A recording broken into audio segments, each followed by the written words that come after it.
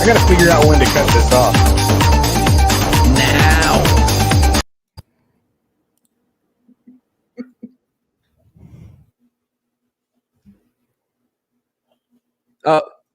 Dude, I'm getting stories ready. Welcome. It's Matt from Mad Barber Entertainment. Here once again by myself, apparently. Man, it smells nice up here, not like in the back alley of YouTube where they keep my channel. Anyway, so since it's just me, I guess we can talk about whatever we want. Chat, can't highlight you, but I see. Hey, you're supposed to introduce the show. Was that not clear? I introduced myself. No, you have to say welcome to Wednesday Live and stuff like that. They get it. They know what the show is called. They're here. All right. Well, we have a huge group of humans with us today. They're not huge humans. There's some people out there in the chat. That's what I'm trying to say. Yeah. And I'm excited. We've got Canadian Spider-Man. We got Cody Guy. We got Tina Bojan. Hey, Tina. Well, Phoenix Freebird followed us over, asked for more shenanigans. Absolutely. Mr. Shirt's here. What's going on, Mr. Shirt? You want to say hi to anybody, or are you just going to sit there like a stone? Who? What? Me? Oh, yeah. Hello. Sorry, I'm not used to you talking to the chat this soon. Last time it took you an hour before you even acknowledged their existence. It took 10, 15 minutes. You're right. No, it did not. It was way too long. Oh, way longer than that. You and I had a lot of fun last week, and now you're ruining it. Sorry. Oh, I'm ruining it? How? Well, I don't know. You forgot you weren't doing a bit anymore. You came over here. Power. Okay, well, thank you. Anyway, so Commander Straker of Shadow is here. One Man Show is here, and also made a comment on your hat, and he's not wrong. From the right angle, your hat does look like it says "Ho" something else. I actually do have a new one for the reboot. Reboot of what? Of the show of Street Spots. Oh, wow. You're going to retire your hat?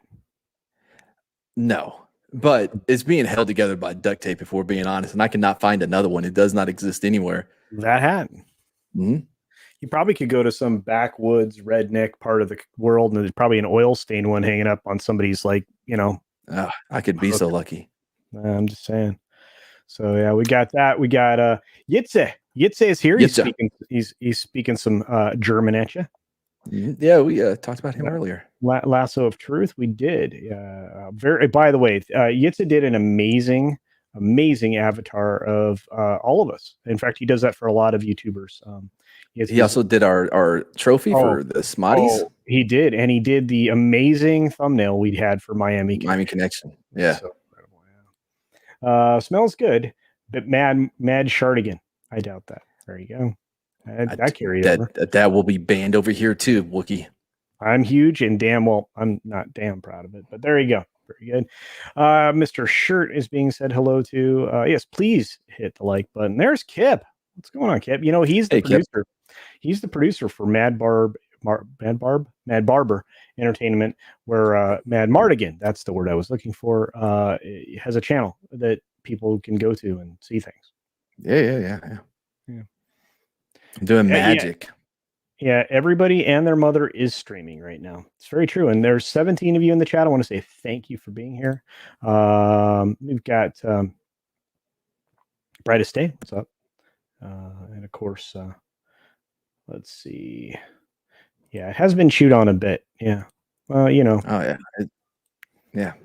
Hey, Apollo Patriots here. Says, sup, Casino Mortal. What's up with you, man? I know you're close to 1,000 and you're darn close to your watch hours, guys. Check out Apollo Patriots channel. It's pretty cool. Does some really unique outfits for the military types. But this is on Ghost Recon. I always forget what it's called. I have not been back to play. I haven't been back to play that game in so long, dude. Wildlands, dude. I put it on the PS5 so I can play Wildlands a bit. And they're the new upgrades coming. Another great channel, another great friend is Captain Trek. Captain Trek saying hail to those of us here in the chat. Of course, there's Soul Assassin saying, hey, CC, Shardigan in chat. Do I have banning powers over here? Can I ban people? You're the host. Yeah, just figure out how to do that. Banned. Okay. Wookie, Soul Assassin, you're both banned. If that cap could talk, yeah, it would talk about being adjacent to something, I imagine. Look, I've had a lot of phases in my life, and this is like the one thing that has made it through each one of those. Does that make sense? Yeah, it does. Yeah, like this has been with me for a minute. It's like my security blanket. Well, it has character. That's the word that if somebody was going to be kind, they would use that word. Or sexy. I mean, those are interchangeable. Kind of feel like you don't know what the word sexy means. I got that article whenever you're ready. Oh, you want to do that one, not the one I did? Oh, yeah, we can do the one that you did. We'll start with yours. No. We can do potato stuff. No, we're starting with you. There we go. Wow, T-Mobile, huh? Yeah. Wow. Is there a top to this article? Oh, there it is. All right. Luke Skywalker. Well, I can hear myself, Culture, through your audio. That's not possible. So. Okay. Luke Skywalker. Well, I'll be back in a minute then. Enjoy your show. Yep. Thank you. Luke Skywalker was, of course, gay, says Mark Hamill. Mark Hamill has stated that Luke Skywalker's sexuality is whatever fans would like it to be. Okay. All right. Wow. Immediately the title is BS, right? Because Luke Skywalker was, quote, of course, gay, says Mark Hamill. That's not what he said. Anyway, stated that Luke Skywalker's sexuality is whatever fans would like it to be. That's not how that works. And that, quote, of course, it's possible that the Jedi Master was gay. Let me look at that title one more time. Luke Skywalker was, of course, gay, says Mark Hamill. Let me read this one more time. Mark Hamill has stated that Luke Skywalker's sexuality is whatever fans would like it to be. And that, of course, it's possible that the Jedi Master was gay. Real quick. Those two things don't seem to line up. Anyway, the non-canonical Legends timeline sees Luke meet a smuggler named Mara Jade, who was formerly blah, blah, blah, blah, blah, blah, blah, blah, blah. They were together, blah, blah, blah. But that's gross because that's a woman. Actor Mark Hamill's opinion on Luke's identity is something that fans are likely to take into account as he is the face of that. No. In short, he's completely on board with any interpretation that yet no one cares what your headcanon is. That's not the issue. But the issue is saying that he's of course gay. That's the issue. Well, they went out of their way. To say the non-canonical, right? Which isn't the case. I mean, that was only made non-canonical by Disney because they didn't want to have to stick to a bunch of stuff. So again, this is 100% driven by whatever the crazy person writing this article is, and the fact that Mark Hamill has stepped off the sanity bus and decided to go into clown world. So it doesn't help, but that's not exactly what he said. No, it's not. It's just said, whatever your headcanon wants to be. At the Oscar Wilde Awards, like Oscar Wilde, of that year, the director of The Force Awakens and The Rise of Skywalker expressed that it would be insanely narrow-minded and counterintuitive to think that non-normative sexualities would not be a part of the galaxy far, far away. And again, it would be again, these people are off their rocker, and it's okay. I mean, be crackers if you want to be crackers, but the dude was so hard up, he was trying to kiss on his sister, right? And clearly there was a lot of heteronormative in his existence. If you want to use the whack job terminology that was freshly created so that words would mean different things. But anywho, so there's that. I also love this little tidbit. There we have it. There we have it. Done. Luke appeared at the end of the second season of The Mandalorian to collect Grogu. Oh, man, if him and Grogu hook up. Wait, I'm actually on board for that one. I'm okay with that. When he's older, of course. Well, he's old now. Oh, it doesn't matter. Moving on. To train him in his aptitude with the Force, whether or not the Jedi Master will return in the third season remains to be seen. But the two characters featured in a new poster building a lightsaber together. I don't know if that was an official poster, was it? This article all kinds of wrong.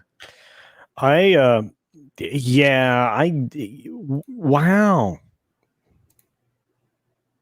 That's my best Wilson wow right there. Wow. Yeah. All right. Well, Kip Ellis sent us this £2. Thank you. Joke book for sale. I'll throw in a jester's hat. Absolutely. And thank you for the $2. That's real money. That's pound sterling, my friend. Yeah. Oh man. Yeah, they got off that crazy Euro train. That is going off the rails on a crazy train. Waffler. I'm sorry, I'm reading the chat. I don't know if you ever do that, but I am.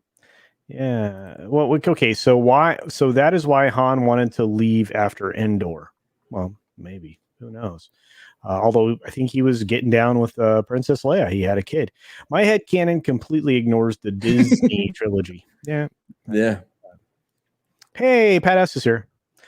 Crackers. Yeah, well, there's plenty of those people out there.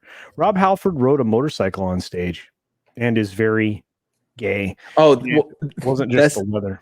Well, because Eric earlier said that a 4th Street dude, he wore a lot of leather in the end, and he did not own a motorcycle. So there's some validity to what he's saying. I don't know about that. Hey, what's up, Rogue Disney? And that's the interesting thing. But does it really matter if at the end of the day he elected to be with dudes? No, but it's not part of canon. I mean, again, you're trying to make shit up. I mean, and it's frustrating. And I'm cursing. That's how mad I am. So. Oh man, you dropped the F-bomb too, dude. Like, when? We're within 15 minutes. My goodness. Yeah. Or can I pick these articles? Did I say F? Yeah. I'm pretty sure you said. Yeah, I'm pretty sure you said F this S up. I could be wrong. I could be wrong. I could be just frustrated. Today's been a long day. I mean, I'm watching some really crazy stuff happen in the world. So Angry Vader would know. Hey, Angry Vader. Whoa, you just glitched out. Did we lose Martigan? Oh, no, I'm right here. All right. Yeah, you did that. Now you have like this green flash that happens, and then you freeze. And then that's new. Yeah, it's new. Yeah. Angry Vader. It was Luke. Was Luke gay, bud? He would know. Yeah. Yeah, that's what I just asked. Yeah. Come on, Dylan. Spill it. Yeah, Dylan. So no half naked blue Twilight women in Star Wars nowadays. That's stupid. I want good looking women. Well, hey, so do we all.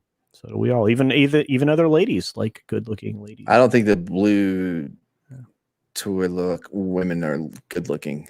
Wow, I disagree. I'm not an alien guy. I get it. I have a Twilight picture I would share with you if it didn't have some nakedity. I'll have to share it with you sometime. I mean, it's not like obvious nakedity. It's just not like. I mean, there's definitely she's not wearing clothes, but you can't see anything. Well, back to this. I think the important thing is like how Mark Hamill basically was saying, yeah, man, if you want it to be your headcanon that he's whatever, go for it, right? But it's quite revealing that this article, I forgot where it was even from, leads with Mark Hamill says, of course, Luke is gay. And then the first sentence is like, well, I mean, technically he didn't say anything like that whatsoever, but you're here now. So let us tell you the truth now. Hey, I mean, my friends who are any of the letters of the alphabet, right? They're not going to talk about any of this stuff because that's not what it's about. It's like, I think most people don't realize that by accepting these arguments, you're basically looking for leftovers because it's just not what was within, what was actually made. And that's really dumb, in my opinion. Maybe you have a different one. Oh, hey, LDG, needs you to help me with my internet. It's still freezing on me. Hey, Yeti, you're on thin ice as it is for the Sorry, I was doing a bit. Hey, Yeti. Yeah, I know, Wookie. There's something very wrong with him. I don't know. I don't care for this. I don't care for this thing. The hot alien female girls? No, the Martigan thing. Oh, you don't care for it? I do not care for it. No. Tina is the best. I love Tina, and she promotes everything. She's just awesome. There are some good models who cosplay Star Wars stuff very well. Sometimes with the chest pieces. Yes. Yeah. I never saw the remake of Total Recall. Did they have like a 3 boob woman, or was it 4? Because usually they have to up the ante. One man show says no F culture. I checked. Thank you. Oh, well, that's disappointing. Yeah, I try not to. I really try not to curse. I try not to Me curse too. in general, but sometimes I get a little frustrated. Oh man, Mad Martigan disapproves of blue skin Twilight girls. Come on, blue lives matter. Absolutely, they do. No, I mean, look, man, anything that's weird, I'm not on board with. Like, they're talking about the Luke Skywalker in The Simpsons when he did show tunes. Oh, that makes sense. Yeah. Okay. Wookiee is now going to lean farther into that. What I meant to say was, oh man, I love it. Like, it's one of the funniest things Wookiee ever came up with. Well, it's the funny thing that he's came up with. Yeah. Anyway. Hey Andy McCallum, good to see you, my friend. I think just 3. I think just yes, there was a 3-breasted woman in the remake. I did not know that. Well, there you go. Nice. Glad they kept that. Yeah. Walton just leans into those now, to be honest. No, he doesn't. He's always like, oh, I got the worst friends. This is pretty good, Steven, right? No. Jin Wong says, I be a Jedi tonight. Oh, hey, absolutely. You know, I was looking into the Jedi religion, right? Because I was thinking about being ordained over there as well, because I'm already I'm an ordained minister and an ordained dudist. But man, dude, they like have fees and stuff, and like, yeah, dudist from dudism. Anyway, they have like fees that are crazy. Would that be dutyism?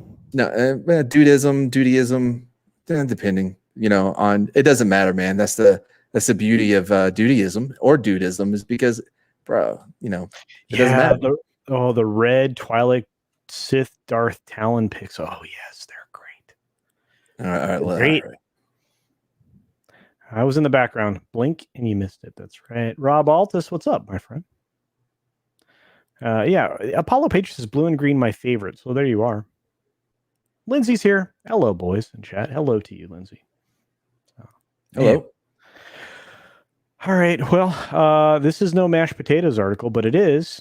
Oh yeah. A review roundup for No Time to Die. You read my mind, dude. Yep. All right. I'm not going to read any of their stuff. I can hear myself again in your audio. Yeah, that's not possible. Okay. Anyway, I'm going to skip all that and all this. Here we go. The Guardian says, No Time to Die is startlingly exotically self-aware, funny, and confident. And perhaps most of all, it is big action, big laughs, big stunts, and however digitally it may have been contrived, and however wildly far-fetched, No Time to Die looks like it is taking place in the real world, a huge, wide open space that we're all longing for. Okay, Peter, a couple things. One, I guarantee you it does not look like it takes place in the real world. Like immediately. That stood out. Cool. Well, let's see what Screen Daily has to say about it. Pulling out all the stops with wild, if not exactly gleeful, abandon. Director Kerry Joe Fukununaka and his co-writers until I find out that movie's good or not, I'm not going to learn his name. And his co-writers find various elegant solutions to wrapping up the Daniel Craig cycle of Bond movies as a self-contained, interconnected series. So there's plenty to gawk at and to argue over. In this episode yet, No Time to Die is oddly lacking in pleasure or real wit. Wow, those seem like two different takes on that one, huh? Wait a minute. Whoa. Yeah, what's up? Okay. The Guardian says that. Screen Daily says something entirely different. Yep. Lacking in pleasure or real wit. Not good. Now, what does that tell you? It tells me quite a lot. That Peter and Jonathan, they're not going to go out for coffee, White Claw. Oh, okay, or coffee. Yeah. Well, yeah. Why is it always alcohol with you? Anyway, real quick, Andy McCallum for £5 sterling. Thank you, my friend. Says a little something to help keep the lights on. Keep up the good work. I keep trying, Andy. Thanks for being here, my friend. Appreciate you. And thank you for the £5 super chat. I won't offend your currency. It's good currency. Tim Talks here. Good to see you. Oh, and Yvonne's here. What's up, Yvonne? All right. There we go. Right. Hashtag me too 07. 007. Oh, that's good. And the BBC says, oi. Boy.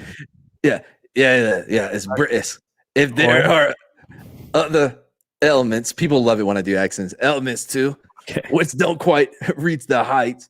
The aim, I can't do it, man. I won't be able to pay attention to what I'm saying. If there are other elements too, which don't quite reach the heights they're aiming for, in general, No Time to Die does exactly what it was intended to do, which is to round off the Craig era with tremendous ambition and aplomb. Aplomb? What word is this? Where is it? I don't know where you are in the thing. I highlighted it. Craig area with tremendous ambition and aplomb. Aplomb? Aplomb. Ooh, look at me. I'm British. I know words for Scrabble. Beyond that, it somehow succeeds in taking something from every single other Bond film and sticking them together, all together. To quote a certain song that makes a wistful reappearance, if that's all we have, we need nothing more. It's rare when you see a sequel take all these different elements from the movies that came prior to it and it work. You know what I mean? No, it's supposed to be that way. You're supposed to be able to take everything to happen before and make it work. No. How's that rare? Like parts, like they take like other like parts from it. Like, well, what I think of, I guess, is like I don't know why Hangover 2 popped in my head. That was just like a remake of the first one. But like not challenging, like not finding new ground to. It doesn't matter. Sure. Maybe I'm wrong on this one. Anyway. Well, no, I mean, okay, so when you make a film, right, it needs to be live within all of the existing films. Yes, live within, yeah. But not just like taking the best parts of each one and putting it together. And thinking that now you're going to have the ultra movie. Like if you take the best parts of what came before it and then put it all together and say, this is going to be awesome because we took everything everybody loves and just put it all together. You know what I mean? Right. No, I see what you're saying. Yeah. Yeah, but that's how you make movies now is you cut and paste other better films. And see, I don't know, man. I think that now they're just like inserting themselves into the character and like writing their story regardless of like what came before or what impact it will have on whatever comes after it. Yeah. The Hollywood Reporter says, regardless of the plotting deficiencies and occasional pacing lags, well, okay, regardless of those, little nitpicks, there's plenty here for diehard Bond fans to savor with the frisson of excitement every time Hans Zimmer's stirring score sneaks in a few bars of Monty Norman's classic original Bond theme. All right, so what for all you Bond heads out there, you Bond fans, guess what? You're gonna get a little bit of excitement whenever someone else does their version of the score that you love. There you go. So stop complaining about all the women in it. Yeah, your theme, kind of. Yeah. You almost get your theme, although it's in Hans Zimmer's style, which means it sounds like a fucking foghorn. That was an F-bomb right there. Wah, wah, wah, exactly. Yeah. So stop complaining about the women. You got kind of your thing. It may not rank up there with Skyfall, but it's a moving Jesus. It may not rank up. Huh? Yeah, I just hurt my throat doing that. Wow. It was worth it. It may not rank up there with Skyfall, but it's a moving. I'm not even gonna try it, man. I don't need people to clip shit stuff. Well, you've cast. Valedictory salute to the actor who has left. Valedictory. Sorry, God, these people, I hate them. Who has does everybody play Scrabble but me? The actor who has left arguably the most indelible mark on the character since. Has he? Wow, really? They're saying that Craig. No. Wow, Connery. Yeah. Anyway, keep going. You're the one that picked the article with the big words you don't know. Whistle. I didn't proofread. I never do. All right. Excellent. Yep. What happens in the climactic scene feels poetic. Bond, in a strange way, takes on the karma of all the people. Wow, oh my God. Takes on the karma of all the people he has killed. Wait, what do you mean he takes their karma? So it's not like karma for him, but he has to now deal with the karma of other people. I never thought I'd wipe away a tear at the end of it while he's dead, of a James Bond movie, but No Time to Die fulfills his promise to kill the franchise for good. It finishes off the saga of Craig's 007 in the most honestly extravagant of style. Well, there you go. By the way, you know what I do not appreciate from GameSpot? That is only men reviews that they're using. Oh, it's terrible. Can you believe it? It's terrible. Commander of Shadow for $2 says, guys, please, it's James Cook. No time for profits. Maybe. I don't know. Man, we got a lot of people joining and appreciate that. Does James Bond have no time to die because the female agent was running late? Quite possibly. Wow, that was real. This one should get you in a lot of trouble, Yeti Cass. Mm-hmm. Yeah. And Janet from Another Planet. Hi. I know I waved, but I just want to say that. Now I'm confused. If Bond retires and his number is reissued, would he get a new number in a new Bond film? I don't know. He's not like he's being retired like permanently. Like I don't think he's gonna make it out of this movie. Yeah, let's not spoil it. All right. I don't know. I haven't seen it. Oh, all right. Well, Naked Fame's here. Hi, Naked Fame. Good to see you. How I can't spoil something I haven't seen. I haven't even seen the trailers for it. Are you kidding? Toby Moss is telling us that without Remy Julian's stunt work, Bond is nothing. I agree with that. Let's see. We've got Rob Alta saying, I'm curious to know what the reshoots were about. I don't buy the cell phone story, and neither do I. Nobody that's a rational thinking human being believes that. And based upon people's reports who've actually seen the film, the reshoots probably made a big impact on what we were going to see at the end of the day. In a positive or negative way? A positive. It's going to be not quite what we anticipated. Naked Fame. You mean like Mariko Tamaki? I'm not Starfire. I'm the writer. There you go. Yeah, self-inserts. Exactly. Well said. Hail, Cosmic Squirrel. Let's see. You know what you call people into Bond? They're into bondage. Thank you, Naked Fame. Damn, I thought Dick Van Dyke's fake British accent was bad. Yeah, I don't know what that means. There's no context. Moving on. The context was you sounding like a really weird Mr. T. But that's what though. Mr. T could be British if he wanted to be. I pity the fool. There's a canary with a mallet flying in tight orbit above my head. I'm a bit worried. That's awesome. Hans Zimmer, more overused than Newton Howard. Yes. True. Oh, you know what I've noticed, by the way? Speaking of, because his whole wow thing was like the thing to put in trailers from then on. Right. You know what I mean? Yep. Now it's that clock, and if you have Adobe Premiere Pro, you know the audio I'm talking about. It's like it gets like that clock ticking, and it's all to make it seem very impactful. It's in so many trailers right now. It's all over the place. Yeah, and that's exactly it, Soul Assassin. In the film, if you remember, the Boba Fett ship, the Slave One, actually released a bomb, and that explosion is exactly what everything Hans Zimmer does. Mm-hmm. By the way, that is one of my favorite sounds from Star Wars, is that bomb. It's so freaking cool.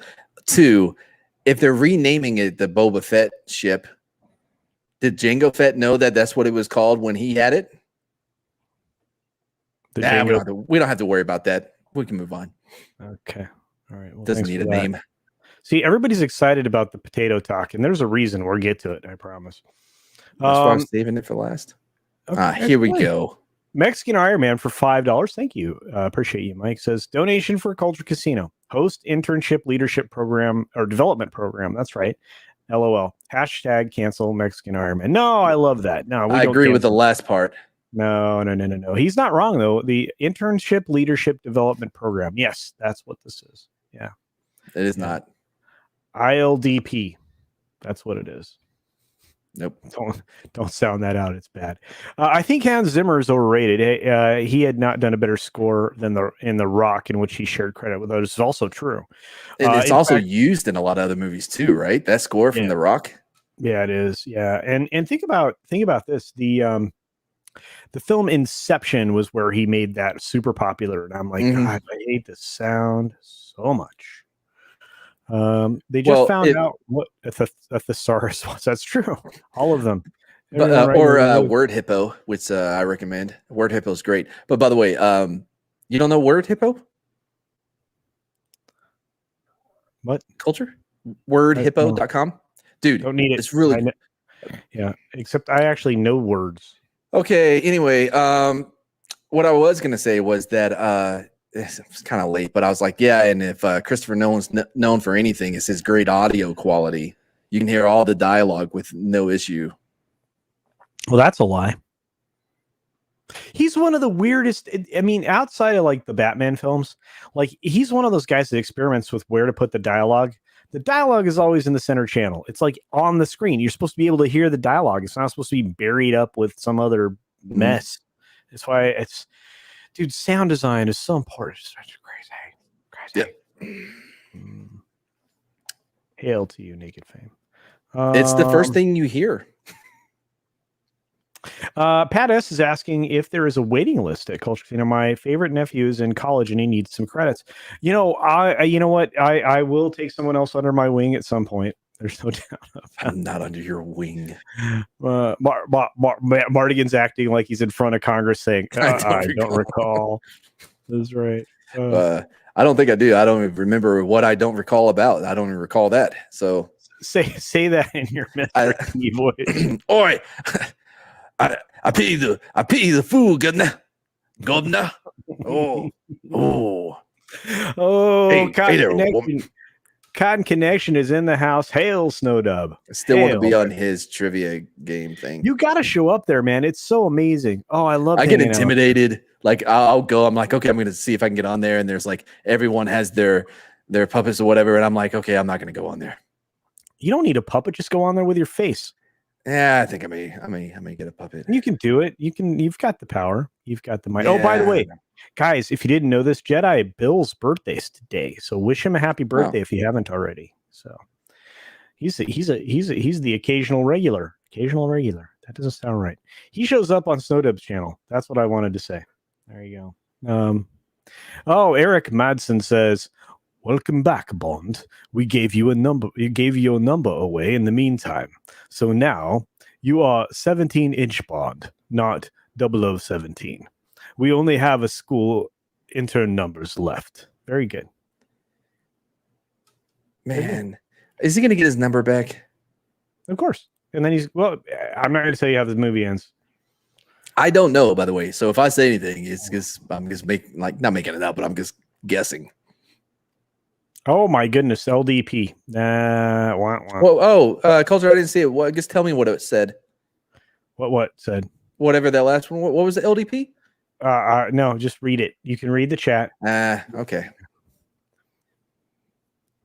What? Scotty Baracus. Oh, I got it. Richie Dupe is here. Banana Man. Hail all. Hail Mr. T thing. Mad Martigan. I did not inhale. Little Clinton humor there. Wait, am I supposed to do that in a British accent? Sure, why not? Oi, I did not heal.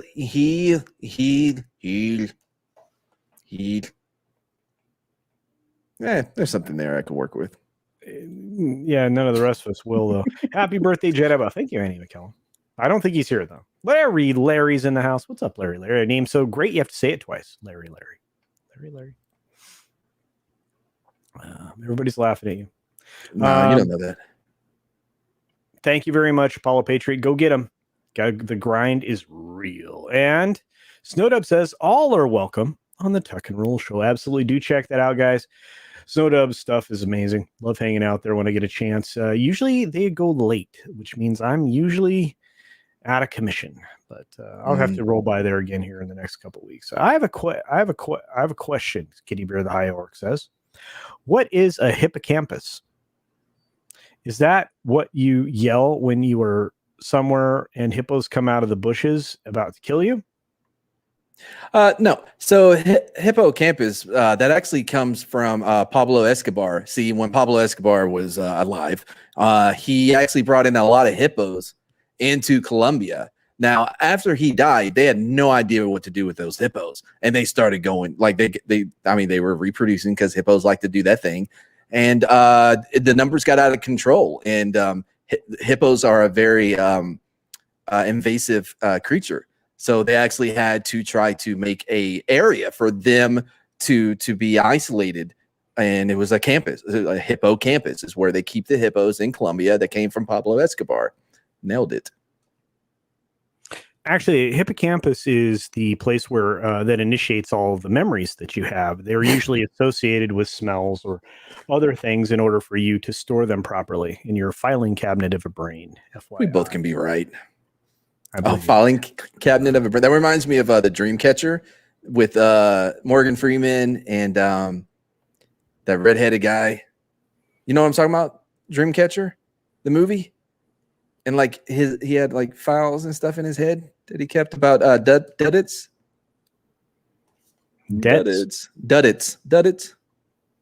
It was Marky Mark's little brother. Who's Marky Mark's brother? What's his name? What do you mean, one of the Wahlbergs? Yeah. Not Marky Mark, but the other one. I don't know. Whatever. People know what I'm saying. Okay. Jin Wong says, speaking of Bond, I have an idea of a comic in the style of classic Bond. Going to pitch to Clownfish TV. Awesome, my man. That'd be awesome. I'd love to do that. It'd be a cool book.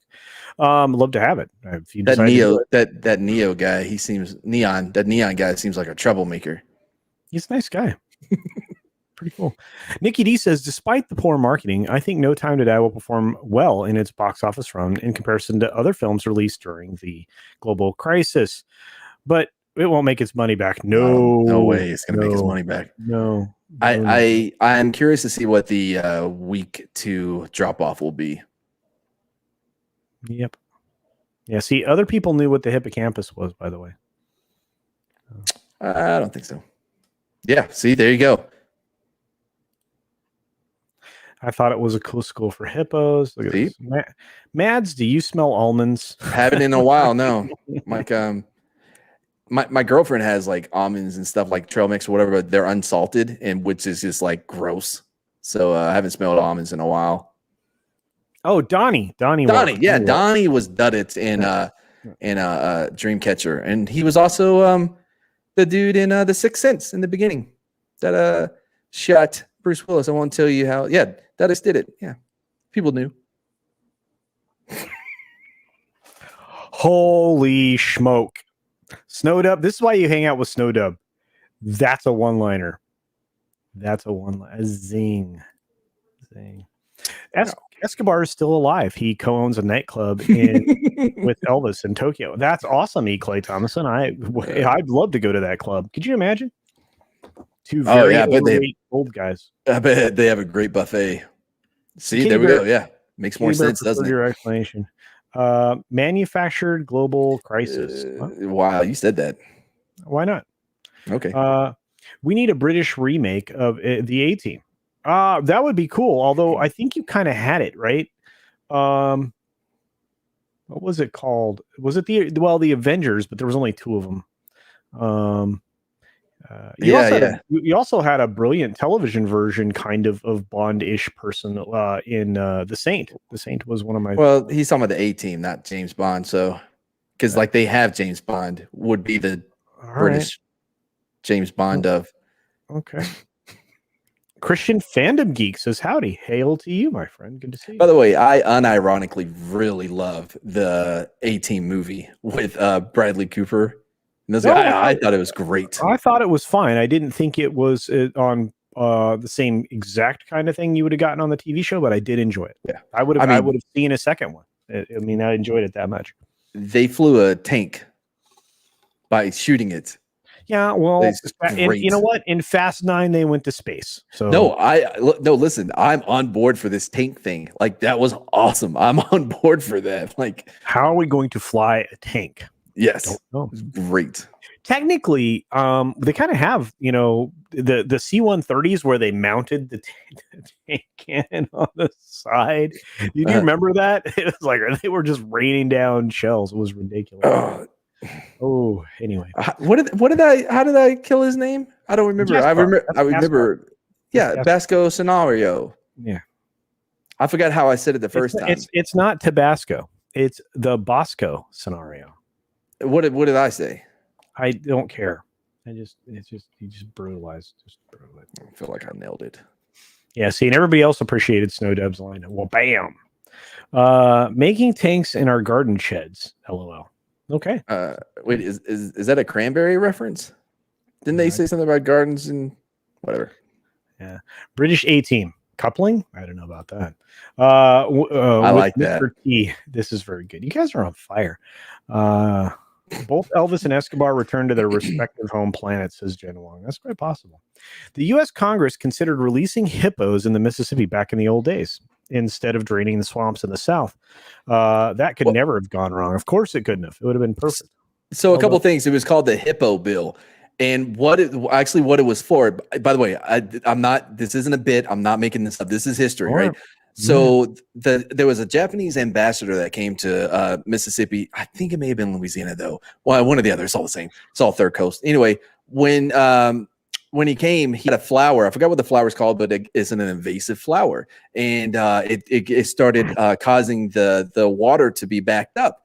So this guy, I forgot his name, man. He fought in the Boer Wars. What was his name? Anyway, he was American, but he fought in the Boer Wars or whatever. He also fought against a guy that was named Black Panther. I forgot his real name, but so he spent a lot of time in Africa, and his idea was to bring African, because there was a meat shortage at that time in America, right?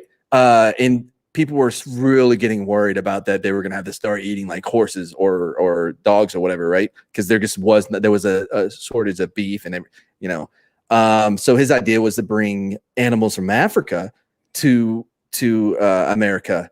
And this dude, the Black Panther, they were rivals, right? But he ended up coming over because they respected each other anyway. And he testified about how hippos were docile, and you could walk them around on a leash. And they could be housebroken or this crazy stuff like that. And they were this close to actually bringing over animals from Africa. There were people lined up ready to go to Africa to bring those animals back. So that is a true thing. Just look up the Hippo Bill. But tell them why. Why what? Because they were going to eat the flower. Oh, I forgot about that part. Sorry. That's where that was going. Yeah. So the hippo not only would it solve the meat problem, but it would also eat the flower, which would help the river. So it would be both. There you go. Hippos. You should rename the episode. All right then. Yeah. So the A-Team lost money. Yeah. I never saw that. Rampage Jackson used to train up the road from me. Oh yeah, Rampage Jackson. Oh, really? Not terrible in it. Wasn't there an MI6 show on the BBC? Don't know. Probably with ladies though. They destroyed the van. You don't destroy the van. No, you never destroy the van. Andy McCallum thought it was overrated. Underrated. I would say it was. True.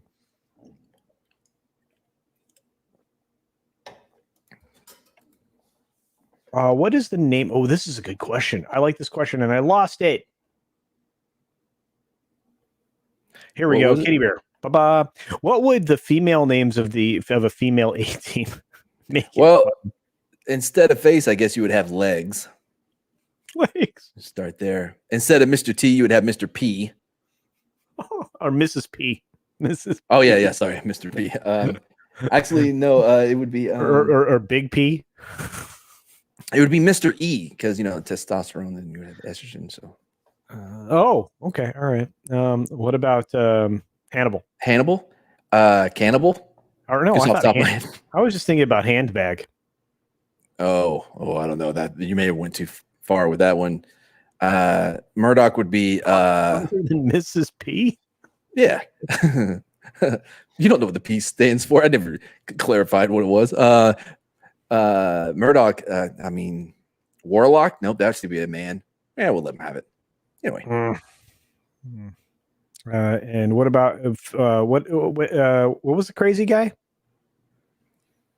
What? It faced Hannibal, Murdoch, and Mr. T. Okay. Baracus. Oh yeah, so it wouldn't be Mrs. P like what you said. It would be something Baracus. Breastakis. I don't know. A lot of people loved it. Bacon. I love bacon. Big fan. Bacon. Yeah, that was a great era for TV. I absolutely love the A-Team. Think about all the amazing shows. Knight Rider. Man, I care for what was the motorcycle equivalent of that? Was it called Nighthawk? No, it was Street Hawk.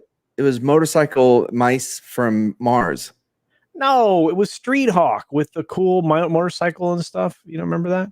No, dude. Like I saw A-Team on Nick and Night, man. Yes, that is Nick. I think that's what he says every time. Tabasco Rosario? Yeah. That's a good name. Everyone went indoors to watch. That's right. A-Team. Everybody went inside to watch. Yeah, they recoil at the A10 Thunderbolt. It's equal to half its engine power. Dude, the Warthog is one of the most amazing fighting planes ever.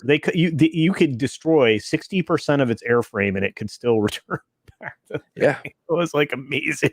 It's like ridiculous. And this is just things we know about. Think about the things we don't know. We don't know. That's right. Tank was an 80s movie with it was great. T'Challa was his real name. The guy that wanted to bring the hippos over. Probably. No, it wasn't. No, it was like French. Well, it was some French stuff because French they had their time in Africa. Yes. Wow, excellent. Timothy Olyphant's an awesome actor, by the way. When do you guys think we'll get good storytelling from big film studios again? Not ever again. I disagree. I think eventually, there has to be a cap. There has to be an amount of money that they can lose. And finally, someone's like, hey, we need to go in a different direction. And by the way, we are still getting good storytelling. Maybe not, but it's not from like the main. Right. Yes. Big studios was the question. Yeah, I know. That's why big film studios never. All I was saying was we are still getting good storytelling. It's just not coming from that source. Yeah. In fact, you want to bring up his name like you do every stream. So S. Craig Zoller is a fantastic director. He did Bone Tomahawk, Brawl in Cell Block 99, and Dragged Across Concrete. Right. And I would actually watch them in that order. I feel like you got to start with Bone Tomahawk because it's going to win you over. Yes, Third Coast is where a third of our fans come from. It's very true. That is true. Yeah. Big on the Third Coast, sipping on that scissor. Yeah, Mads is definitely drinking that the Thunderbird again. Absolutely. All I want to do is bang screw. Yep. Remember that SUC, that screwed up click? I think we could do it. Yeah, Moorcock. How about that? That's a good one. Yes, Instead of Hannibal, it's Hannavag. Thank you, Dungeon Master Blaster. Richie Dupe says Mrs. PMT or Mrs. PMS. Anyway, all right. A little too on the nose. At least I'm not kissing the nose, right? Or Justin Proper. Anyway. I wanted to make a song because I'm thinking that Seal song popped in my head. Don't you do it? You're gonna get it in my head. I'm literally fighting it from getting into my head. I'm a terrible human. Oh man. Don't you hate it when it gets into your head? Your head. In your head. Trying to get that. That ain't gonna happen. Hannibal, nice. Let's see. No weak sauce. Murdoch can become matriarch. There you go. That's nice. I love it. By the way, I really hope they don't take these ideas. Was the flower a hyacinth? Don't know. Just Google Hippo Bill, all that. Street Hawk. Yeah, see, I was right. Thank you. Leverage was as close to A-Team as you got in the past decade. Yes, it was. Leverage was great. Incredible cast, very talented. Was it TNT or USA? No, it was PBS. Is that the one with Kristen Slater. He's like the boss, and like they do security things. And that dude from The Loop was in it. Still no, and no. Biker Men Mice from Mars. Okay. Heck yeah. Oh my gosh, you guys. Man, you remember that one? It was so good. Hey, what's up, Yvette? Good to see you. That and Street Sharks. Remember Street Sharks with Vin Diesel was in the commercial for Street Sharks. By the way, Boiler Room is an underrated film. It really is with Vin Diesel and what's his name from Saving Private Ryan? And Giovanni Ribisi. Yep, I like him a lot. Ted. Yeah. Except he's crackers. There's a particular blue building he goes to in Los Angeles. So oh, really? Yeah. Fritz Duquesne. Not sure about the spelling. Yes. Yeah. That's the name. Thank you. They're going to get bought out for insane amount of money or bailed out by Big Daddy. No, I think I'm done with that happening. They'll just hire a female cast at Ghostbusters 2016. Melissa McCarthy would play the van. Thank you, Andy McCallum. That's solid. Shots fired. Oh wait, Comrade Roof Korean, the beast. A10 is the infantry's angel on the shoulder. It is, and it carries the best invention made by General Dynamics, the M61 Vulcan, nicknamed the Hand of God. This man does. You guys know your stuff. Love it. We got an educated chat. I'm convinced that Mads is paid by S. Craig Zahler for every time he gets a mention. I think so too. You're getting better. Like you're getting closer to spelling his name. Like it's improved. Yeah. Along the way there. It would be great if you could say his name because I say it every time. S. Craig Zahler. Zahler. It's Zahler. Okay. Culture Casinos hair weave for $5. DMF. It would be called the V Team with Pog Lady, SJW Breasted Warrior, BAL. It's Ma'am Murdoch and Handman. Oh man. He actually brings up a really good point of how they would, how masculine they would make all of them. Oh God! To show that they're just as tough as the boys. Woo! Oh, I love you. Oh my God, you guys are so great.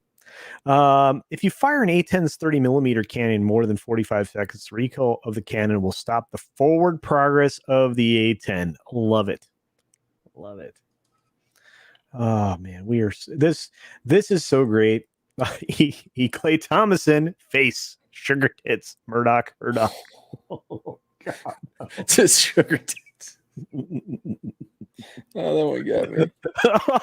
Oh, this is why we do Wednesdays, everybody. This is a party and a half. Holy cow! Thanks for coming. This is fantastic. We didn't even get to the closing story yet, and I'm rolling. Oh my goodness! Like that would work. I don't know, 20 years ago as like a parody. Yeah, the sugar tits one. There you go. Just Another Retro says the new and improved A-Team, starring Queen Latifah as Mrs. T. She can't lift her leg over her knee to kick. I don't think that's happening. In her defense, neither could Steven Seagal, and he's made 100 movies. None of them good, but since dude. Steven Seagal throws human beings around like they're paper. Yeah. I mean, like people still try to fight the guy. Like he did like one of those, what do you call them? Exhibitions. And he weighs like 11,000 pounds now. And the guy came at him and he just goes, flip. The guy was toast. Oh, like, he was a legit Taquino. I forgot what his thing was, but by the way, Queen Latifah, I've never seen so many cuts because this like to show someone running from a building. I mean, Michael Bay was envious of as many cuts as they used. Fun fact: the average shot in The Rock only lasted like 3.5 seconds. Here's the funny thing. I tried to get Mad. Here we go. Never gonna let this go. To do The Equalizer with me, right? Yeah. He made one episode. Right. One. Because what happened? God said, no, I will not allow one of my children to be forced to watch this movie and brought a storm of all storms to Texas. And I didn't have power for like ever. It was like, when are we going to do this? He's like, I don't know. When I get power back, I'm like, okay, you got power. When are we going to do this? Oh, my girlfriend doesn't want to watch it. That wasn't necessarily. I don't think what. Look, man, I was getting buckets of water from the pool. There was a thousand excuses for not watching this. No, but gosh, man, I really regret we didn't get to watch more of that. I have not watched another episode since. By the way, that episode was free, so it worked out even better. I watched 3. Like I always do, and it didn't get better. It got progressively worse. And there are 3 actors in it that I like, and I really enjoy. Dana is one of the best actresses there. Like she just really is. And so it's just not the role they should have put her in. I mean, put her in any other project, for NBC, right? But Queen Latifah, Dana, she's a nice lady, incredibly talented, and everything that she does. This was just the wrong role. It was just the wrong role. And it's yet the show still, like, people watch it, which I'm like, what the hell are you watching this thing? But whatever. That's why I appreciate Tarantino. He continues to tell great stories. He does, which is why he's quitting. Hold on though. Like he always had a stopping point in mind, right? Didn't he say like he was only going to do 12, 13, something like that, and then he was going to be done?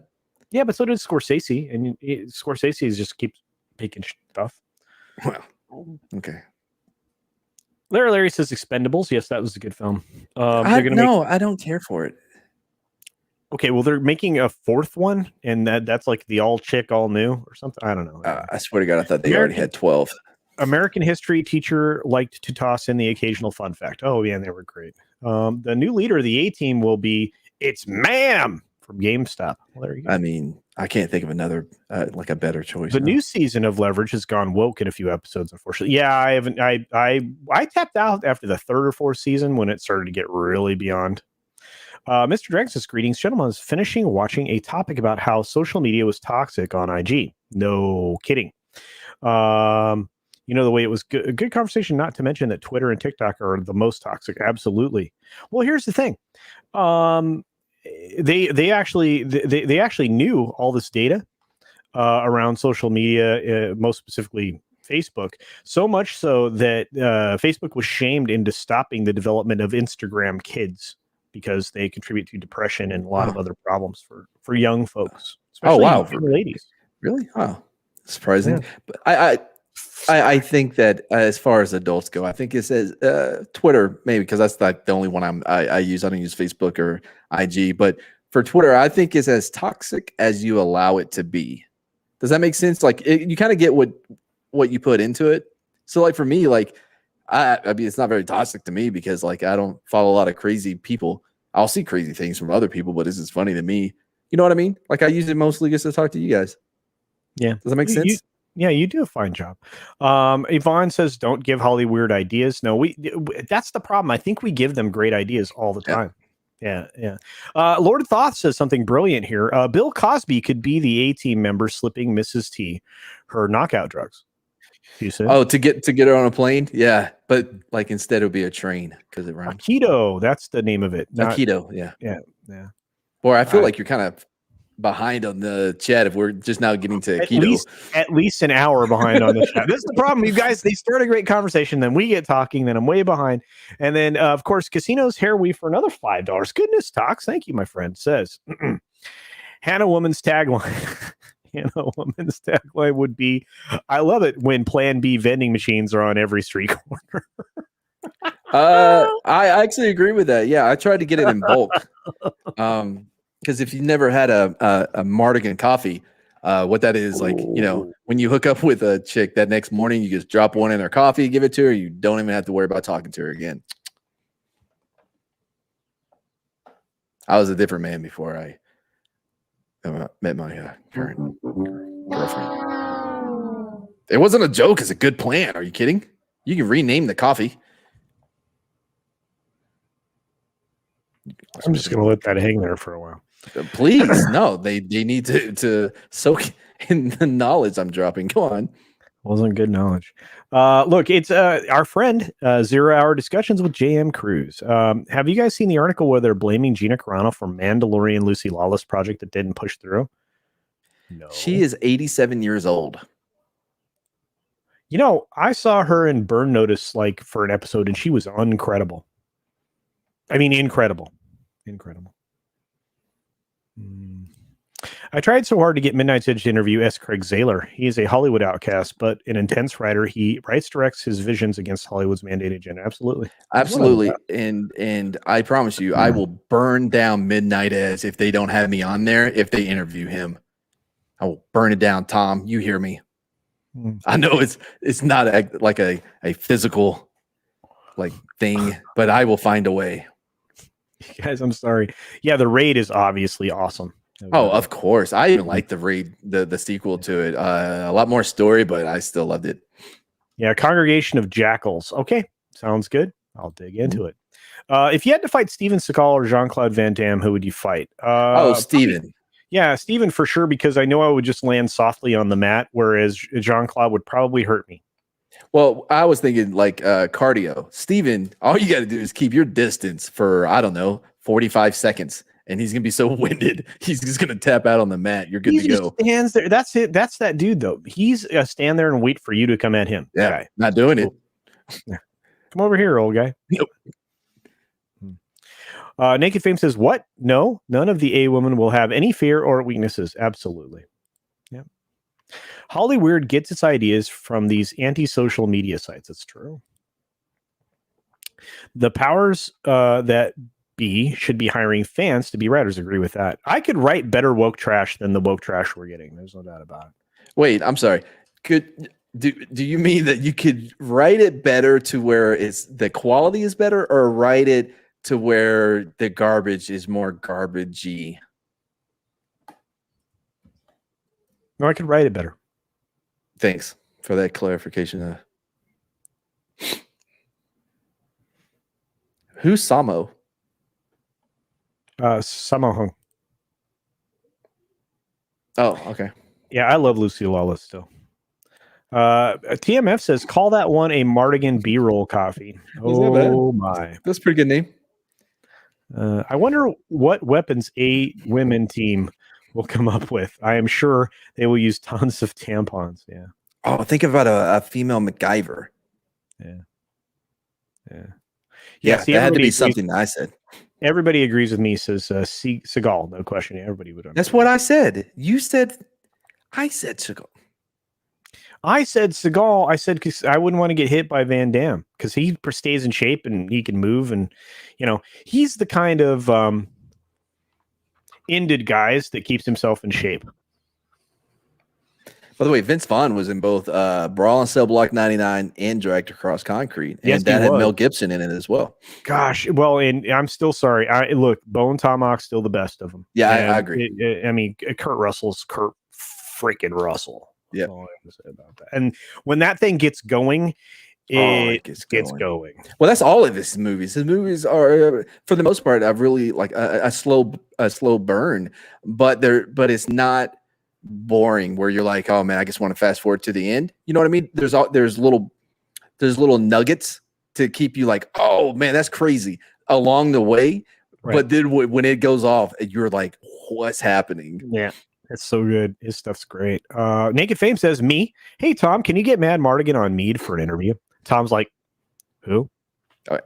Two things. One, I've already been on there. Tom definitely knows who I am. 3, I meant if they're going to interview Craig, I have to be there for that interview. Ooh, this is a good question, JM Cruz.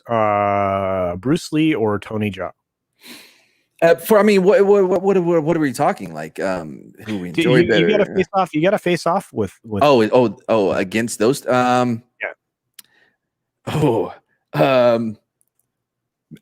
I'm leaning to Bruce Lee. Me too, because I feel like he would just teach you a lesson. I mean, it would be the soft ass kissing that you always kicking, not kissing. Yeah, the soft ass kicking that you would want. I just don't want a soft spot on the top of my head, elbowed by Tony Jaa. Yeah, and then be done forever, and and then somebody has to feed you mashed potatoes. Yeah, man, I like the. I'm gonna say it wrong, but the Buck Warrior, man, that's a good one. Yeah, Did I get it? Van Damme could actually catch you. It's also true. Culture, why do you have this guy who quit streaming an hour ago? I didn't quit streaming. Dude, awesome one. the current format for Street Smarts is changing. That's all. The show is going to be there twice a week every week. Still going to be there. We 3 p.m. Wednesday and Saturday.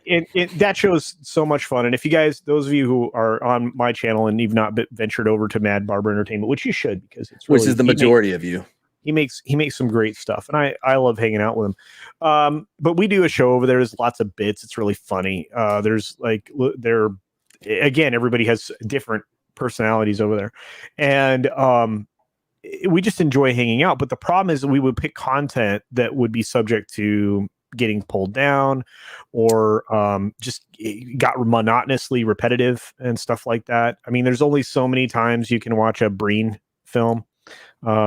Believe me, I've reached those times. But there's other things. So we're just reformatting, restructuring. We have a couple, 3-4 great ideas, and we are, Matt and I are still working, on ideas for the animated series. So we're working on with Kai. So,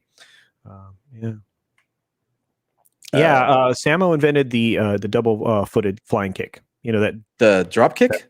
No, the split kick thing, the double footed flying kick. Oh, wait a minute. You mean the one where he lays out and kicks somebody? That one, or the one where you jump up and split it's kick? Flying, so you're not going to be laying down. No, it's the one where you jump up and kick with both feet. That's not flying. I'm not talking to you anymore.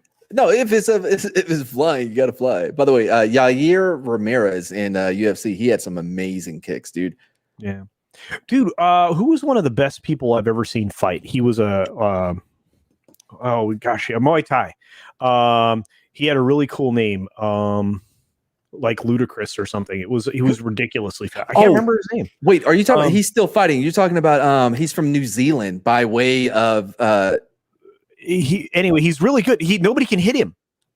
Like you throw a punch and he makes you look dumb. Like, I mean, he's just but like on the level of the Spider? Something even better. You know who you're talking about? Sorry, I was thinking like now. You're talking about Anderson. No.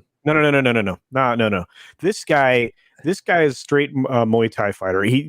I swear to God, you will watch people look dumb. Right? Dumb. Yeah, Lurdzilla. That's right, Lurdzilla. Thank you, Naked Fame. Guy is stupid amazing. What's his name? Everybody, it's in the chat. It's Lurdzilla. You have to go look up some of the stuff that he makes people look just stupid. Yeah, thank you, Naked Fame. Yeah. I couldn't remember. It was driving me crazy. I was like, Ludacris. No, that's not it. Man. Oh, okay, I see him now. Oh, yeah. Kind of like so that just like that. The defense reminds me a lot of Vasily Lomachenko, who is one of my favorite boxers of all time. Dude, he has this specific kind of kick, right? It's what's it called? It's like this weird thing, which means he can hit you at 2 points. You don't know where the kick's coming. And then he does a lot of setups where like he'll do something that'll make you drop your guard, and then he'll like, it just is freaking ridiculous. His fighting style feeds into it fights you on your national defense, right?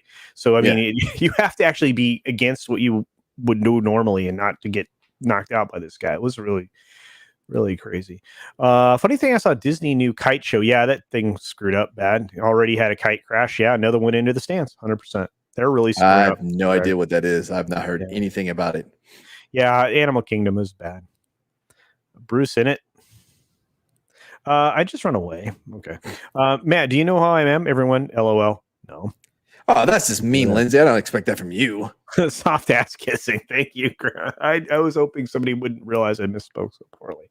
Wait, did you really say that? I need a timestamp. Naked Fame for $5 says a special needs chimpanzee with a head injury can write better than the woke with his peens. With his peen. That was a fight with the censor. Phew. I bet it was. Yeah. I'm glad you got it through, and given enough time and a typewriter, I actually think you're correct. Street Smarts. You know who I am, Wook. Nobody knows who you are. Well, they should. Neil Breen will save the world in at least one of his films. Yeah, I don't know which one. Maybe 13. And then we get to the. He's going to burn down half of it. Like, he is unironically like worse than Thanos in a lot of ways. because he too wants to save the world, but he will have a pile of dead bodies in his wake. Culture Casino's Airweave for $2. Mad Smarts. Mad's What If channel. Okay. No, that's good. All right. By the way, at least Thanos knows he's crazy. Oh man, we have so many great humans here. I love it. Bruce Lee would kill you with a 2-inch punch. No, I really believe that he would just try to teach you a lesson the first time. Yeah, he laid out feet first. That's what I thought. Yeah. That's what I was saying. That one's crazy. Yeah, he used to run and jump feet first. Yeah, dude, what do you do with that? I mean, that's going to leave a mark. I would go left or right. I don't know if you have the time to do that. Well, it depends on how far he's jumping. You're going to take off from the free throw line, and like what are we talking here? Like how much time? Like you know what I mean? If I see at the same time. Do you remember what was that movie? It was the Alien movie where the thing is rolling, and the chick is just running underneath it. Was it what was the new Alien movies that what's his name came out with? Ridley. What was it, dude? Don't ignore me. What was it? Alien Covenant? Was it Covenant? Not Covenant. Yeah, Alien was pretty good. No, the one with the ship rolling and she's running from the ship underneath it. Covenant. Yeah, Covenant. That was it. And she could have just went left or right, but she just keeps running straight, like not even at an angle. Anyway. Cultural and Mads. Now, CC knows the industry a bit better, I think. What would the barriers be to interview someone like S. Craig Zahler? Nothing. Just call him. Well, it depends if his DMs are open. G&G had hoops to get to Z Snyder just to have Warner ruin it. Well, I would contact him through his people. Well, it wouldn't take much. I would hire a private eye, see what information you can get on him to use to convince him to do an interview. What was that wrong? Maybe you do know the industry more than me. Never mind. I can get their I can get their info. So it's not that hard. I mean, just reach out to his people. I think we could probably do it. Well, usually if you can circumvent the people though and go to a friend of a friend, that's usually a better way to approach them. S. Craig Zahler though, don't know. I don't know. If anybody's a friend with him or like a family member, Kurt Russell. If you happen to know Kurt Russell. Well, yeah. By the way, I love. He does. Real quick, I love the idea of going to Mel Gibson to get an interview with someone else that barely anyone knows about. Oh, wouldn't that be great? Or Kurt Russell too, because like, hey, Kurt, man, I really want to interview this guy from my channel. I know you've never been on there either, but would you mind? Would you mind if we talk to a real maverick in the industry? Right. Would that be okay? Not like you've ever not been a maverick. Question mark kicked. Exactly right, Naked Fame. Gosh, you guys, my brain's not working today because I have, you know what? I've been thinking about mashed potatoes all day. There's a reason. There's a reason for it. Mad Shardigan is the new hashtag. I like that. Make sure you throw that into the Mad Shardigan memes in the works. Thank you. Thanks, Wook. Yeah, we're gonna promote that. By the way, real quick, because somebody asked earlier, it doesn't come from a story. I didn't tell a story and it came up. It gets somebody. I think it was Montana. On Street Smarts earlier, I guess accidentally did an S instead of an M, and now it's a thing. Sunfire would be a cool. That would really be cool. Not Starfire.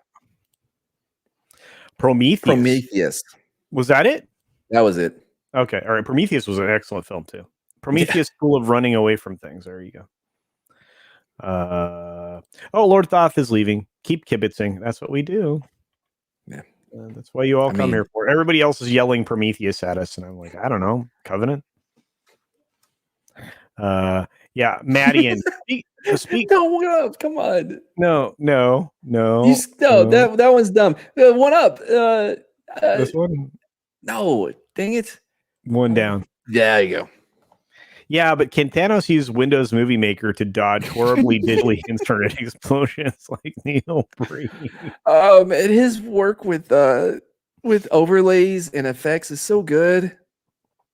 Your definition of the word good and mine are completely different. It's amazing. When he was doing those jumping things, remember when he would jump? Like, so good, man.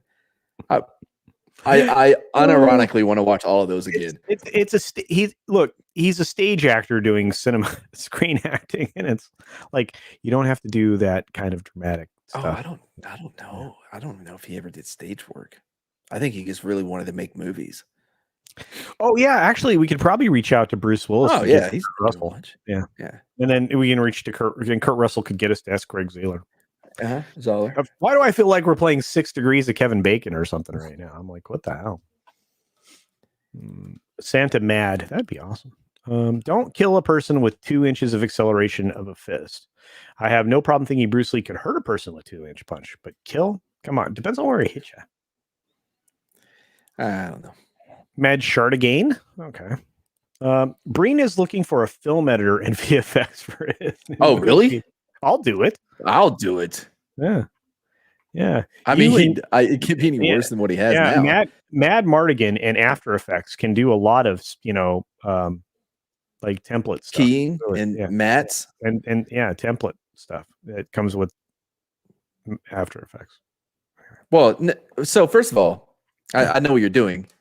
You wouldn't make your own graphics or whatever in After Effects. You would use like the animator, Adobe Animator, or one of the other programs. After Effects isn't made to design your own thing. Yeah, so no. No. If you're gonna take a shot, take a shot.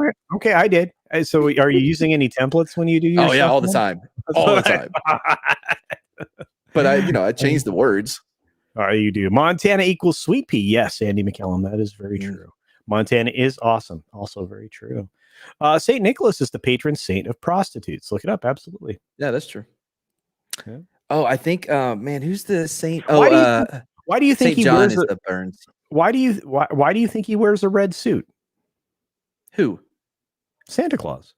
Oh, I thought he didn't have to. Sorry. St. Nick wears a red suit. I don't know what that has to do with prostitutes. I think like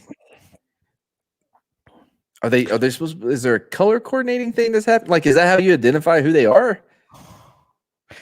Phoenix Freeword says, seriously, you gotta look up. I will look it up. I will. I promise. What is mind your manner? Okay. I'm pretty sure it was because of when you shit your pants on a live stream, Martigan. See, now you're starting lies. Like that's how rumors get started and people hump trees. Another red shirt says, I'd rather get a root canal than watch another Neil Breen movie. You guys have no appreciation for art. Yeah, Kurt Russell's awesome. Love the guy. Just feel he's out of reach. He's a cultural icon. Jack Barton Wyatt or Snake Plissken. I do always do that. Masshole. Yeah, I love the guy. Street shirts? Not yet. 0 Hour. I mean, James Cruz, but we'll see. Speaking of which, we have a special guest. We have a special guest on Comics Division's channel tomorrow night. Somebody that you all know, but will be making a first appearance on Thursday Night Throwdown. So do check it out. It's a great way to go into. Who's it going to be? I don't know if I'm alled to say yet. Because I know it's not me. Oh, no, but I'm trying to get you on that show. I was out there knocking on doors for 2 hours just with my mic and my headset, and they just stared at me like I was weird. I'm going to find him. There are 8 points on the body. You can kill someone with less than 5 pounds of pressure. True. Actually, you can snap somebody's neck very easily. You just have to do it in the right way. Because of ancient Coca-Cola ad campaign red suit. That's true. Culture, does that mean that Mama kissing Santa Claus would mean, yeah, there you go. Da, da, da, da. Da, da, da, da, da, da. By the way, wasn't that an iconic moment with the trumpets for Superman? The very first film. So great. I love that. I mean, when I think of that, this is gonna make people mad. Well, because I'm not a big Superman fan. I'm you know what I mean? I don't like hold those films like close. Go ahead. But when I hear that song, I think of Dwight Howard and his slam dunk in the slam dunk contest.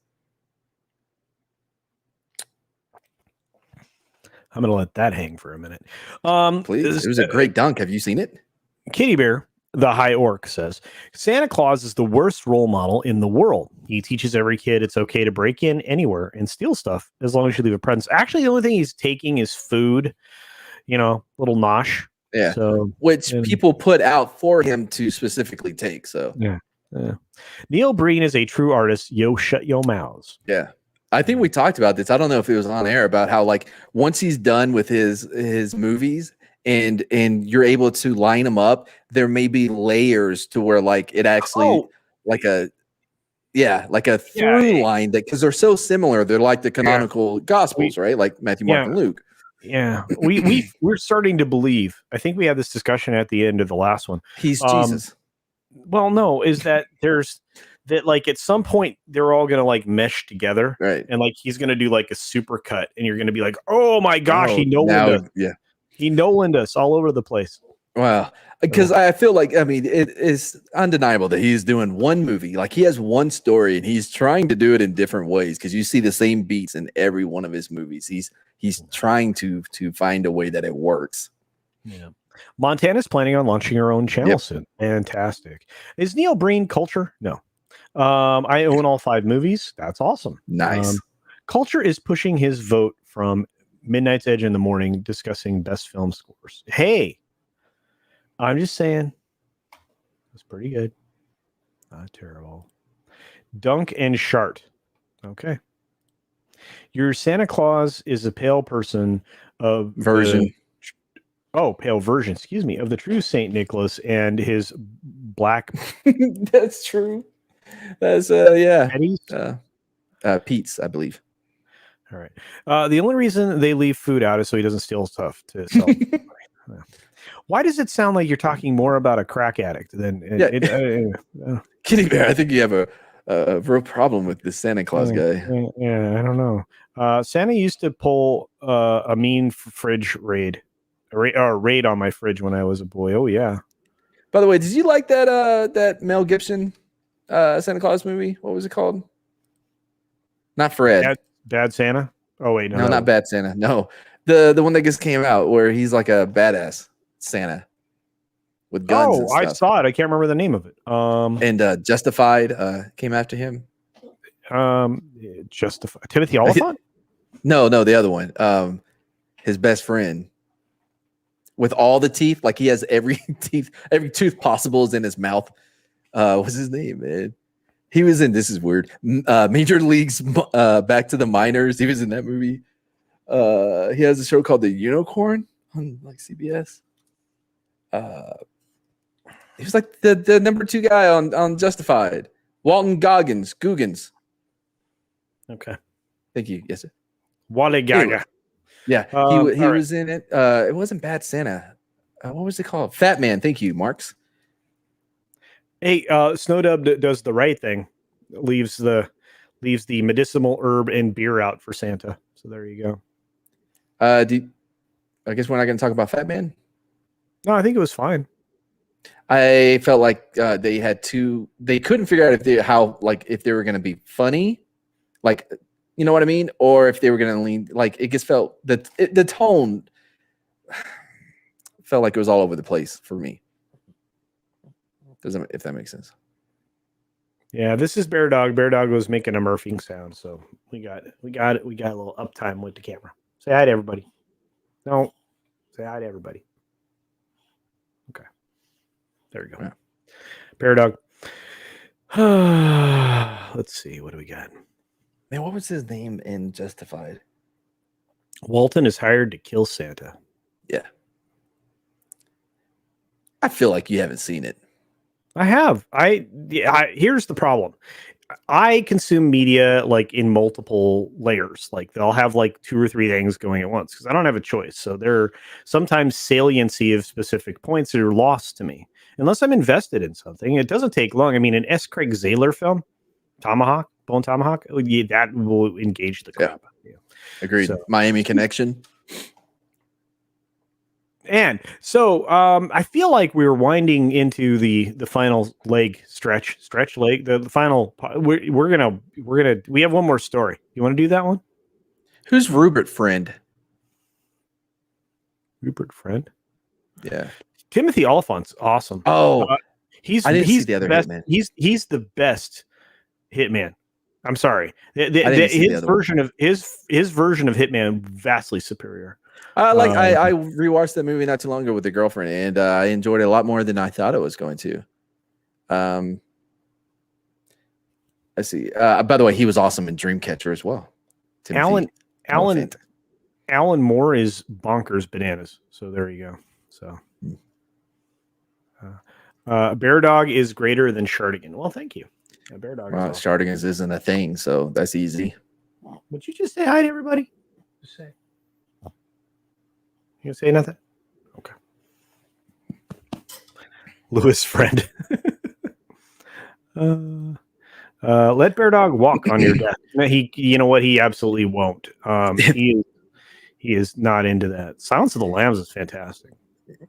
Hey, Andy, if Hard Ticket to Hawaii didn't have so much nudity in it, I would have loved to have watched it on Street Spots. Because you know this. Oh, wow. It's a hard ticket to Hawaii. You know the song? No? No. All right, well. No. Anyway. But anyway, yeah. So, Look, don't you have something you should be doing? Like, is there something you could do? Me? My goodness, no. Look. Oh, he's just saying ditch Matt and get Bear Dog his own camera. Yeah, you know what? I'm tempted to do that. Actually, I'm tempted to on camera. He's being a pain in the booty right now. He's like hungry. And if I could trust Mad to carry the show. Oh, wait, this is Mad's show. I can go away. I'll be right back. I mean, I've carried the show plenty of times. Anyway, why did you leave this one up? All right, let's see here. Cece, you mentioned heading to Florida. Not sure what kind of work you do. No one is. But curious why you are passing by Texas for Florida. Is it a heat thing? No, it's because of Disney World. He's a Disney head, whatever. Like, he loves those theme parks. Like, he goes down there all the time to go to them. So I'm pretty sure he's going to Florida because there's swamps in Disney World. 100% correct about that. Let's see. Did we miss anything that was good? That sex doll. What? Oh, yeah. I can't bring that up. Anyway, yeah, I like Timothy Oliphant. I think he's great. I liked him in Justified. It's such a great show. It's really good. And Deadwood is one of the greatest series on TV, period. Even though it's not TV, it's HBO. By the way, The Wire also. If you haven't ever seen The Wire is top-notch TV. First season is a little antiquated because, like, you're talking about like payphones and beepers. You know what I mean? Like, but it definitely is worth it. I've run through. Okay, awesome one. We'll see you later, man. Since you got to go to bed, be sure to wash your hands afterwards. Yeah, of course.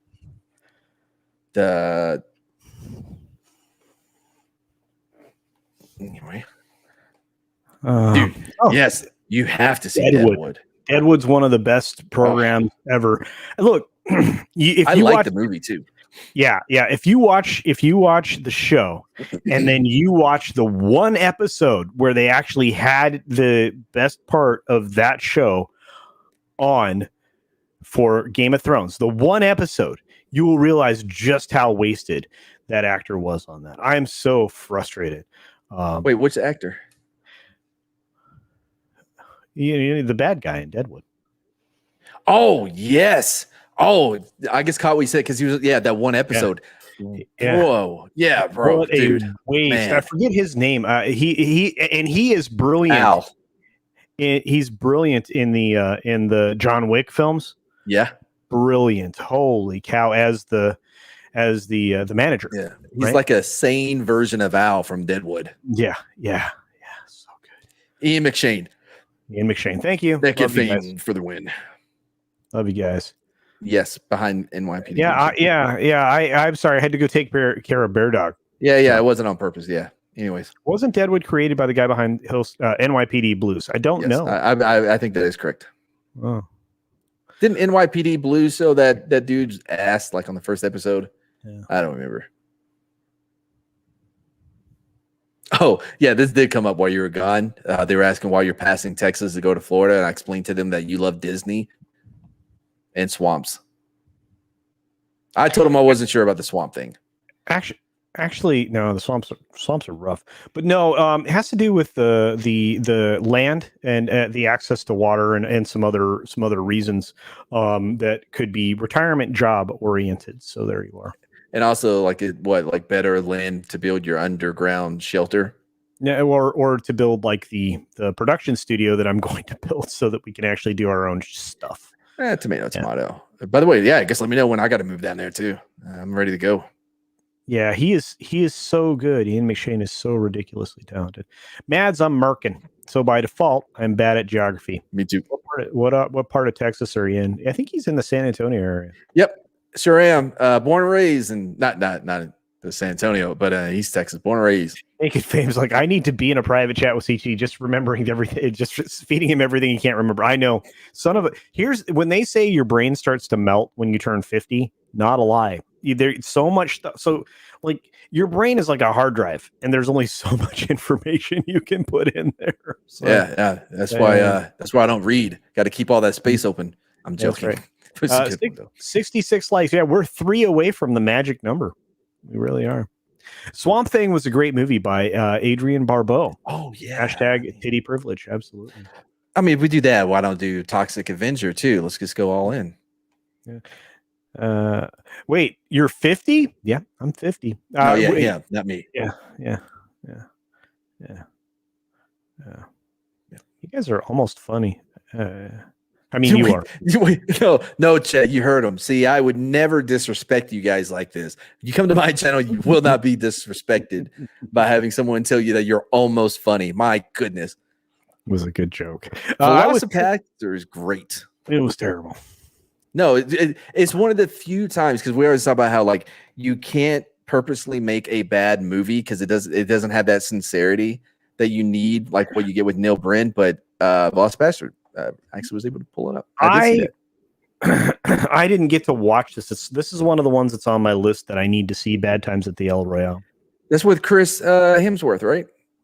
The best Chris. Yeah, possibly. I thought there was. I think I saw it. I thought there was a pit in it, but I could be wrong. Toxic. Wow, Toxic already wears a dress. No need to improve it. Well, there you go. I thought I was older than everyone. No, I'm 1,000. You mean clown funny or haha crazy funny? What? You think I'm funny? Like I'm a clown? Like I amuse you? No, yeah. She's asking, like, do you think the chat is almost clown funny or almost crazy funny? Oh, crazy funny. Crazy funny. I have memory problems, but it comes from traumatic brain injury. He's a cult when I was leader. on fire. Yeah. Ian McShane was so good. So good. You guys, yeah, I friggin' love it. All right. So we're going to wind down. We have one last story. It's the whole reason that I'm now thinking about mashed potatoes all the time. I think Mad really loved this story as well. It was kind of, it's one of those. And this is an unsolved crime, everyone. Bowls of mashed potatoes randomly placed around Jackson, Mississippi. This goes all the way back to April 12th of 2019. This is how long. Oh, wait. So did they catch him already? No, this is an unsolved crime.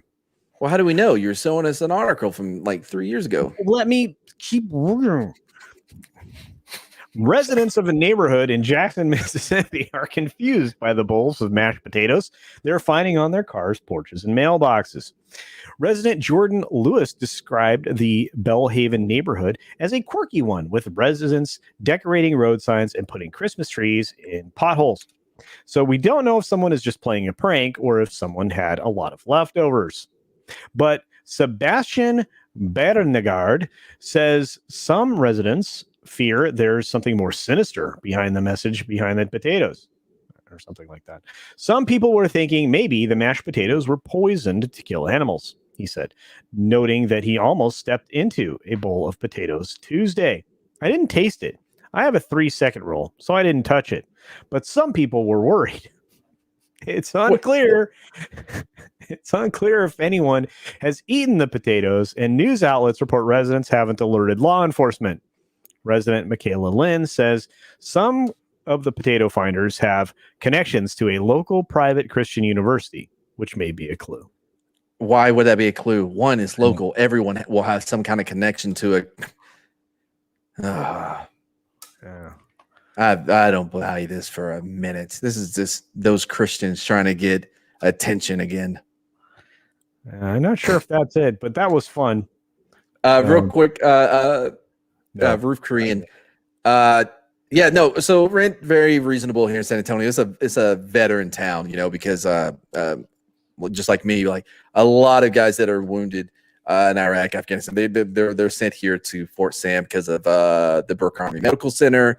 A lot of them, like myself, end up staying around in the town. So it's very military friendly. They have Air Force Base and stuff like that.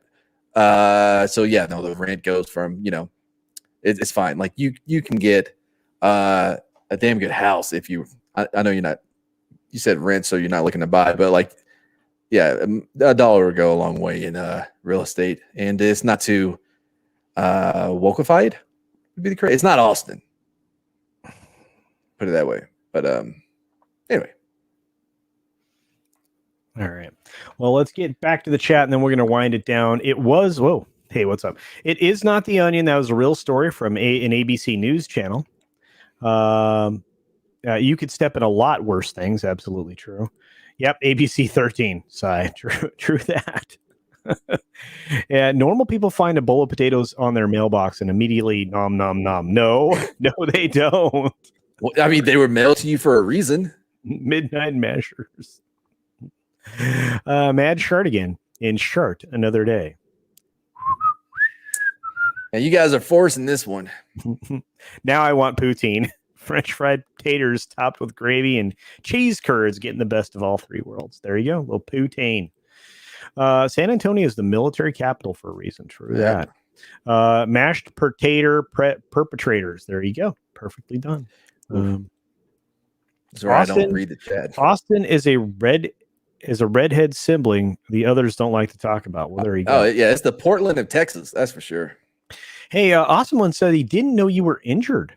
I don't know. I don't know if he's being serious or not, because I swear to Christ, you guys bring it up every time.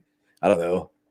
Yeah, I mean, for those of you who don't know, Mad Martigan tripped and fell and landed on a rake that smashed him in the head.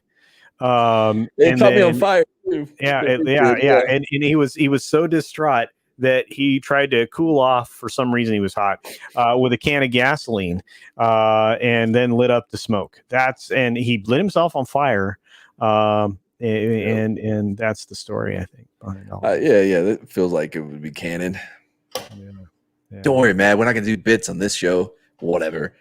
It wasn't a bit. We're allowed to have a good time. We're having a good time. No, we're having a good time. Anyway, are we doing the dump tonight? Am I hosting tonight? Oh gosh, I don't even know. I don't either. Scott's been doing dad stuff, so we'll see. Yeah. Maybe he barely even knows that kid. What? Oh, I got to see him.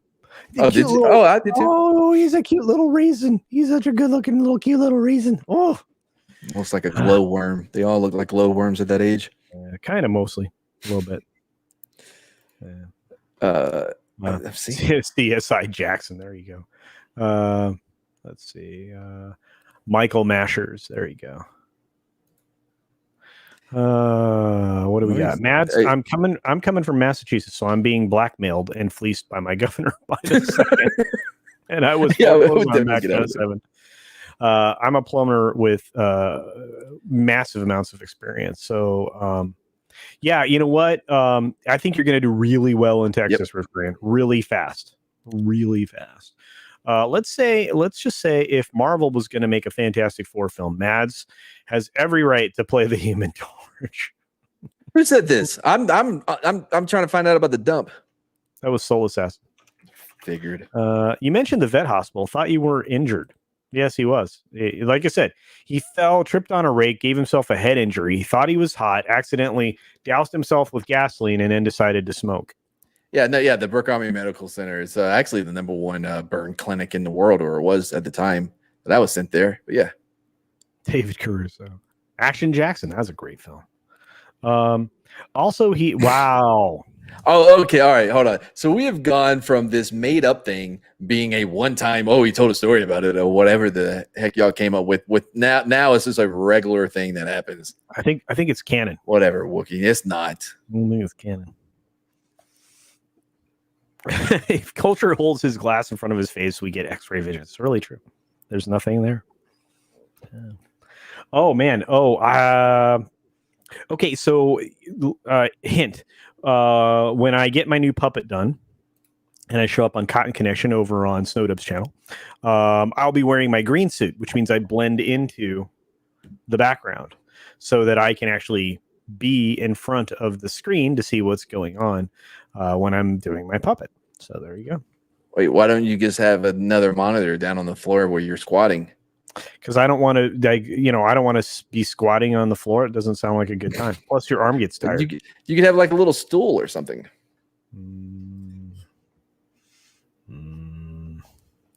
Is this the pre-production of Jackass 4? It is, at least on this channel. I'm going to head off. Thanks for the entertainment. No, thank you, Andy McCallum. We're actually going to wind down. We've gone a little longer than normal. We usually only go 90, and this guy is definitely starving. Awesome one. I'm not upset. I if anything, I'm upset by the lack of creativity and the effort that's going to be that's being put into it. That's all. Hey, the amount of effort that goes into this, and this, we develop a storyline. Maybe somebody can animate it. I think it's going to be great. Now it's full incontinence, colostomy bag in the lot. There you go. Oh, dude. Does Mad remind anyone else from the Doctor of Idiocracy? Don't worry. Keep going. No. I can't say it. Yeah, you can. No. You can say some of those words. I can't. I like my channel. I like my channel a lot. It's already in the works, Red Shirt. Yeah. One more likes for 69. Y'all are the best is very true, says Lindsay. There. Later, gents. All right. Well, we've got one last super chat rolling in, and then we are going to call it a day. E. Clay Tomlinson for $5 American. Thank you, E. Clay Tomlinson. Says, I know diapers are expensive. Mad, I hope this helps. How is it helping? I gotta send him $5. I gotta send him $5. Man. Hail Cotton Connection, absolutely. All right, guys. We are winding down. We hit 70 likes. Thank you for those. Love you guys. Matt, do you have anything to promote before we get out of here? Because we don't know if the dump's happening or not. Oh yeah, no. Magic with Matt every Monday. I don't know what time I'm gonna do it. Like 3 p.m. I do some awesome tricks. I have 2 episodes out now. One is with Yeti. Show him an awesome trick. Awesome. I think it was cupping balls, and then the second one was with Aussie twins, and it was the 2 cups 1 coin trick. They go very well. I'm very good at it, and you should definitely check out my my magic where I put the D into magic. Right. And and Matt is all about the tricks. He's like every other streetwalker out there. So do check him out. Check out his channel. And Tom is definitely spinning some tunes over on Mead Radio. Check him out. Give him some love. Dude needs it right now. If you want to make a request on that one. You want to make a request, shoot him a couple bucks, and that's fantastic. You guys are all amazing. Love you very much. I'm going to end the show the same ways I always do. Be sure to take care of yourself. Take care of others. I'm not Wash your hands, of course, because it's good hygiene. It truly is. And until next time, bye.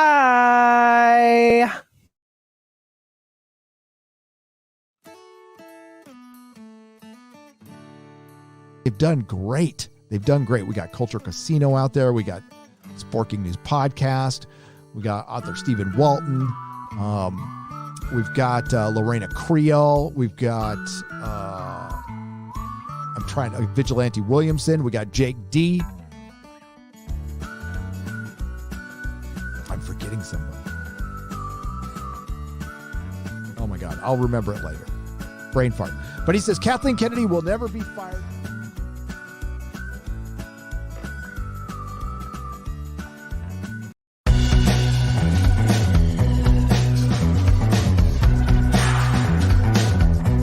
I see you, Yeti. Yeti. Crap. No, Wookie. Either one of you. I see you, Wookie. I see what you're saying.